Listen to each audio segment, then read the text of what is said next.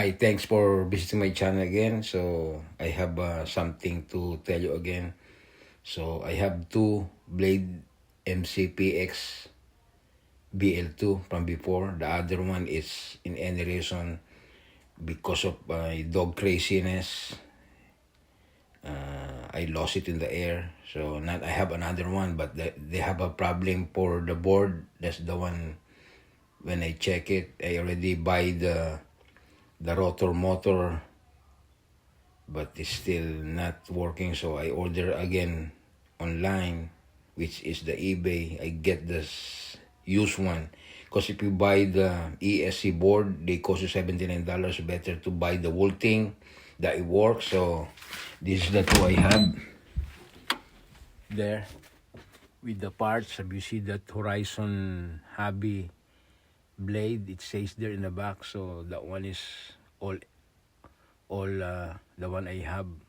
The other one I put it inside. That one is they having problem for the board with a lot of tons of parts there with the plastic. So I just gonna wait. Now they said it's out of delivery, so I'm excited to apply it again. So bear with me. So let's wait for the thing. So the post office just passed by there. So just get this one. Finally, I have it. So they don't have, I think they don't have original box. That's the box of the Blade MCPX BL2. So excited to open it. So let's go and open it. Here we go. It's ready on the table. Let's open this one really quick. It's not a USPS box, but it looks like decent when they put it in a box. Look safe.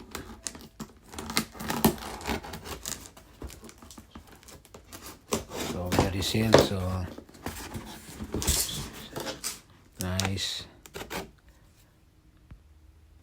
So let's check together.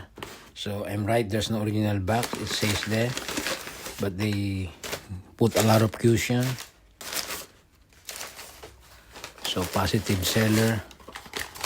This one is 100% feedback. So hopefully this one is in a good shape. On the top of that paper, they have some plastic too. Throw that away on the other side.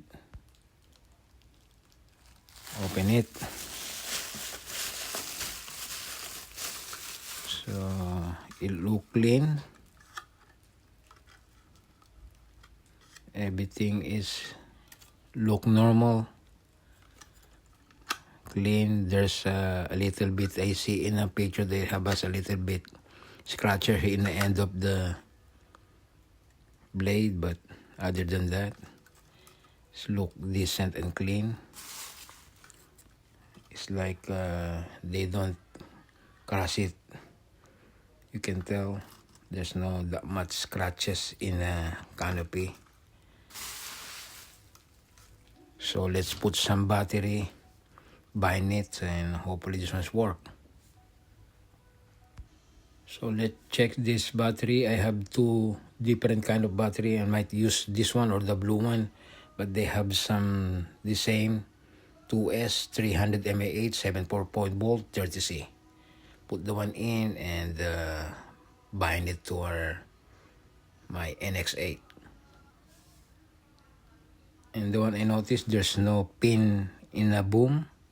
So I just gonna put my old one. There's a little bit crack there, but I just gonna stick it, use the crazy glue. So they have a good balance. Let's do that now. At first, I about to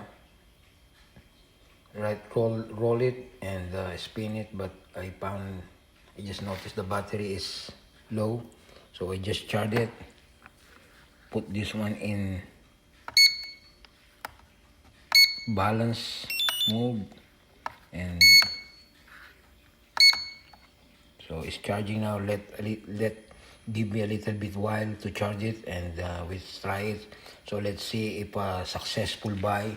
I haven't tried it yet because I don't have battery, so I never know if this one it flies good or there's some problem. So that's the eBay said seller, 100% flying with no issue. So let's wait that one. Hopefully it's the true. Battery is almost charged, but I just want to show this one first before we proceed to our actual flying of this one or spinning the, if this one spins, or and this one, this is the pin that I tell you earlier we didn't have that one. I just put the old one. It has a little bit chips there, so that's why I glue in. I use the crazy glue. Now it's stick good, and I put some spring too. I get this one for my old one, so when I get it, there's no any pin on it in a boom. So now they have, if you can drop it, they have some, it bounced because of the spring. So that's my own style. So I just want to show you before we fly. You're not gonna get this one in a Horizon Hobby because you just continue. That's why I just give it a shot, work or not. So it's up to you. So that's the one I do. So just sacrifice, and let's see if this one's fly after the battery full charge. We're gonna apply it, if it is fly normal or not, or they have some problem after you buying it. Let's do it and wait. Finally, I heard some beeping. It means this one's fully charged, so let's play it and let's see if this one's no problem when you fly it. Sorry for the wait. Now it's a moment of truth. Cross our finger. Hopefully this one is flies normal. There's no any problem, issue for the electronics. Let's do it. So battery in is there in the compartment. Now put it into the connection. I already open my radio MCP XBL2 blade is there. Put the battery in. So it means they give me a good binding. So that one is normal. So just press the X. So we'll stop. Align the propeller like that. Put it in the ground. After that, ply it.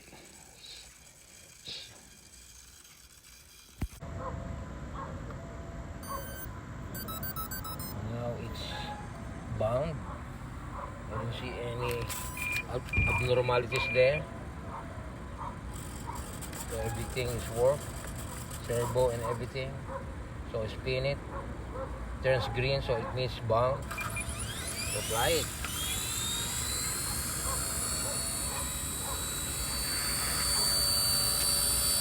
I think it's successful buy.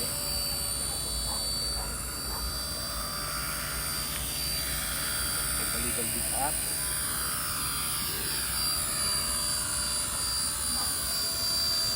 Smooth fly.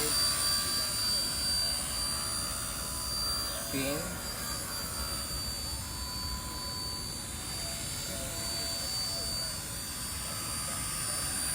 Spin another way. Forward. Backward. Side.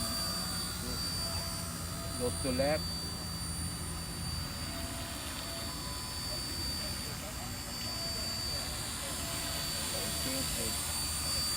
Goodbye. So landed right away.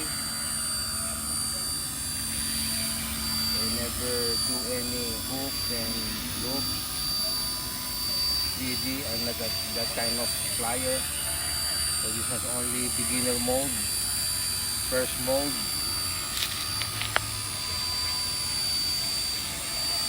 So land.